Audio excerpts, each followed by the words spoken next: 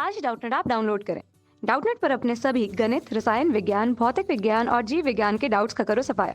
बस प्रश्न की फोटो खींचो, एक ही प्रश्न को क्रॉप करो और तुरंत वीडियो सोल्यूशन पाओ। अभी डाउनलोड करें। हेलो एवरीवन, यहाँ पे हमें क्वेश्चन दिया गया है आवृतबीजी पौधों में नर युग्मकोद्भिद के विकास पर टिप्पणी लिखिए। तो जो आवृतबीजी पौधों में नर युग्मकोद्भिद होता है उसके विकास पर टिप्पणी लिखनी है। तो जो परागकोश होते हैं, परागकोश के स्फुटन के समय मध्य स्तर व टेपिटम स्तर नष्ट हो जाते हैं। जो परागकोश होते हैं इनके स्फुटन के समय क्या होता है, इनके स्फुटन के समय क्या होता है, जो मध्य स्तर व टेपिटम होती है, क्या होती है, मध्य स्तर व टेपिटम। तो ये मध्य स्तर व टेपिटम स्तर दोनों क्या हो जाते हैं, नष्ट हो जाते हैं। क्या हो जाते हैं, नष्ट हो जाते हैं। इस प्रकार परागकोश भित्ति में केवल बाह्य त्वचा व अंतः त्वचा रह जाती है। इस प्रकार क्या होता है कि यहाँ पे जो परागकोश की भित्ति होती है इसमें जो बाह्य त्वचा क्या होती है, बाह्य त्वचा एवं अंतः त्वचा, अंतः त्वचा क्या रह जाती है, शेष रह जाती है। अंतः त्वचा क्या रह जाती है, शेष। बाकी जो मध्य स्तर व टेप्टम होता है वो क्या होते हैं, दोनों स्तर नष्ट हो जाते हैं। प्रायः परागकोश का स्फुटन अनुदैर्ध्य दरारें बनने से होता है। अब यहाँ पर जो प्रायः परागकोश का स्फुटन होता है, क्या होता है, स्फुटन। ये क्यों होता है, यहाँ क्या बनती है, अनुदैर्ध्य दरारें बनती है। क्या बनती है, स्फुटन क्यों होता है, क्योंकि यहाँ क्या बनती है, जो अनुदैर्ध्य दरारें होती हैं, क्या होती है, अनुदैर्ध्य दरारें।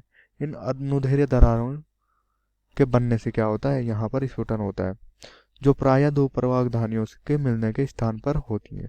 जो प्रायः क्या होती है, ये जो अनुदैर्ध्य दरारें होती हैं ये कहाँ होती है, जहाँ पर दो परागधानियाँ मिलती हैं। क्या होती हैं, जहाँ पर दो परागधानियाँ मिलती हैं वहीं पर क्या हो जाती हैं, ये अनुदैर्ध्य दरारें पड़ जाती हैं और परागकोश का क्या हो जाता है, स्फुटन हो जाता है। कभी कभी अग्र दरारों अथवा छिद्रों से भी परागकोशों का स्फुटन होता है। और कभी कभी क्या होता है, जो अग्र दरारें होती हैं या जो जनन छिद्र होता है, क्या होता है, जनन छिद्र, तो इसके द्वारा भी क्या होता है, जो परागकोश होता है वो क्या हो जाता है, स्फुटित हो जाता है, या इसका क्या हो जाता है, स्फुटन हो जाता है। स्फुटन के फलस्वरूप परागकण स्वतंत्र हो जाते हैं।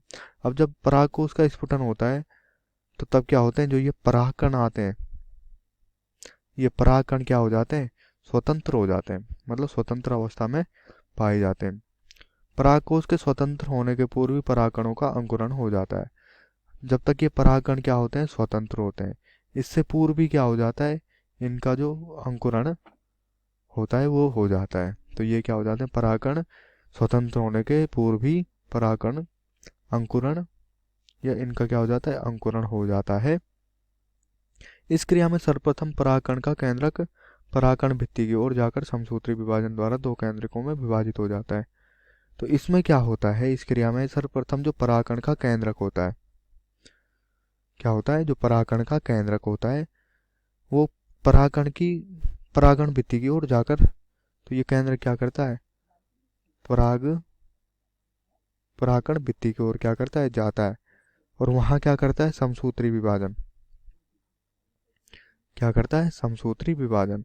और समसूत्री विभाजन से क्या हो जाता है, दो केंद्रकों में विभाजित हो जाता है। तो समसूत्री से क्या हो जाता है, ये दो केंद्रकों में विभाजित हो जाता है, दो केंद्रकों में विभाजित हो जाता है। अब समसूत्री विभाजन के पश्चात क्या होता है, ये दो केंद्रकों में विभाजित हो जाता है। तो यहाँ क्या होता है, इनमें बड़े केंद्रक को वर्धी केंद्रक या नली केंद्रक कहते हैं। अब दो केंद्रकों में विभाजित होता है तो जिनमें ये एक केंद्रक क्या होता है, जो बड़ा केंद्रक होता है उसको क्या कहते हैं, वर्धी केंद्रक, या जिसको नली केंद्रक भी कहते हैं। क्या कहते हैं, नली केंद्रक। ये कैसा होता है, बड़ा होता है। तथा छोटे केंद्रक को जनन केंद्रक कहते हैं। तथा जो दूसरा केंद्रक होता है इसको क्या कहते हैं, जनन केंद्रक। क्या कहते हैं, जनन केंद्रक। और ये जनन केंद्रक कैसा होता है, ये होता है छोटा। ठीक है, प्राय इस अवस्था में परागकण परागकोश को छोड़ देते हैं। अब जो ये अवस्था होती है जब इसमें दो केंद्रक बन जाते हैं तो इस अवस्था में क्या होते हैं, जो परागकण होते हैं, ये परागकण क्या कर देते हैं, परागकोश को छोड़ देते हैं। क्या करते हैं, परागकोश को छोड़ देते हैं। तो इस अवस्था में जो परागकण होते हैं परागकोश को छोड़ देते हैं। अब परागकणों का आगे का विकास मादा पुष्प के स्त्री केसर के वर्तिकाग्र पर होता है।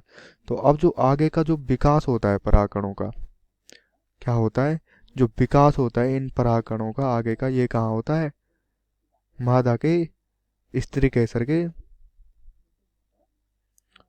कहाँ, वर्तिकाग्र पर।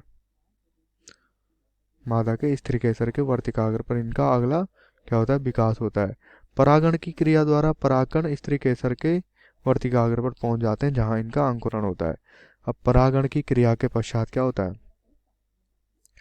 परागण की क्रिया के द्वारा क्या होता है, ये जो परागकण होते हैं, क्या होते हैं, ये जो परागकण होते हैं ये कहाँ पहुंचते हैं, मादा पुष्प के वर्तिकाग्र पर। तो ये परागकण कहाँ पहुंचते हैं, स्त्री केसर के वर्तिकाग्र पर पहुंचते हैं। ठीक है, कहाँ पहुंचते हैं, स्त्री केसर के वर्तिकाग्र पर, जहाँ क्या होता है, इनका अंकुरण होता है। तो यही क्या होता है, इन परागकणों का स्त्री केसर से मिलने के बाद क्या हो जाता है, अंकुरण होने लगता है। कक्षा 6वीं से 12वीं से लेकर नीट, IIT, JEE वो एडवांस के लेवल तक 1 करोड़ से ज़्यादा छात्रों का भरोसा। आज ही डाउनलोड करें डाउटनेट ऐप या व्हाट्सएप करें अपने सारे डाउट्स 8400 400 400 पर।